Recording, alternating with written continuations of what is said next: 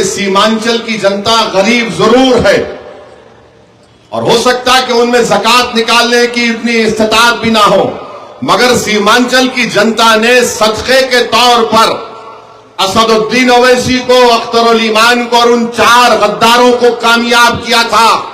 भूखे रहकर जिस्म, जिनके बच्चों के जिस्म पर ईद के दिन कपड़े नहीं बनते, उन गरीब जनता ने हम सबको सदका देकर कामयाब किया।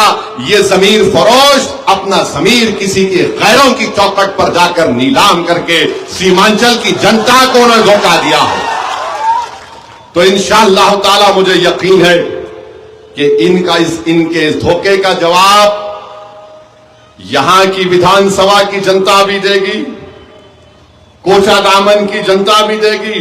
अब कोचा दामन में तो राजद के नेता आके बोले, हुड़ मत करो, हुड़ मत करो। अभी तो शुरू हुआ है। ये जनता की बदुआ बहुत बुरी होती है। गरीब को जब तुम धोखा देते ना, उसमें इतनी ताकत तो नहीं रहती कि तुम्हारे नजरों में नजर मिलाकर कभी कुछ बात बोल दे, मगर वो बोलता, अल्लाह मैं मजलूम हूं, मेरे दिल का हाल तू जानता है। जिन जालिमों ने मुझे धोखा दिया, अब तू उसको देख ले। अब अल्लाह देखेगा, इंशाअल्लाह ताला देखेंगे आप। 6 करोड़ लिए क्या तुम्हारे को बस हो गया? खबर में काम आएगा, औलाद को काम में आएगा। अरे ये जो गरीब लोग जो भूखे हैं, प्यासे हैं, तड़पते हैं, अस्पताल नहीं होने की बिना पर एक्सीडेंट होता तो दम तोड़ देते हैं, एम्बुलेंस भी नहीं मिलती रोड के ऊपर, जो अपनी नई दुल्हनों को छोड़कर भारत के कोने कोने में चले जाते हैं शादी के 10-12 दिन के बाद।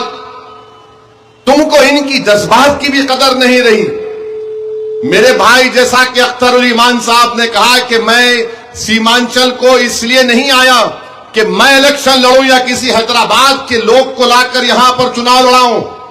मैं सीमांचल को आकर वोट देने की बात इसलिए तो नहीं कर रहा हूं कि खुदा ना खास्ता मैं अपने जमीर को जाकर बेच दूं।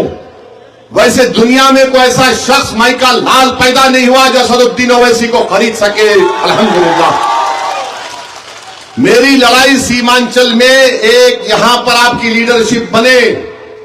कब तक हम पटना में बैठने वाले इन राजाओं को वोट देंगे जो तुम्हारे गम को नहीं समझते? मेरे अजीज दोस्तों, मेरे बुजुर्गों, मेरी इज्जतदार मां और बहनों और बिलखुसूस नौजवानों, ये लड़ाई तुम्हारी है, याद रखो।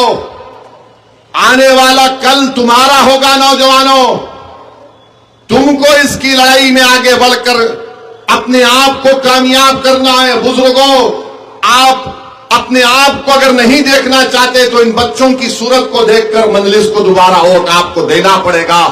ये मुस्तकबिल इन बच्चों का है, ये मुस्तकबिल उन मासूम बच्चों का है जिनके पास स्कूल नहीं है। ये मुस्तकबिल और आपको वोट देना है इंसाफ के नाम पर।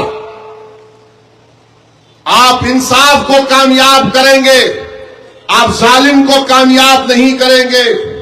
आप इंसाफ के नाम पे वोट देंगे ताकि मजलूम को इंसाफ मिले और जालिम को शिकस्त मिले।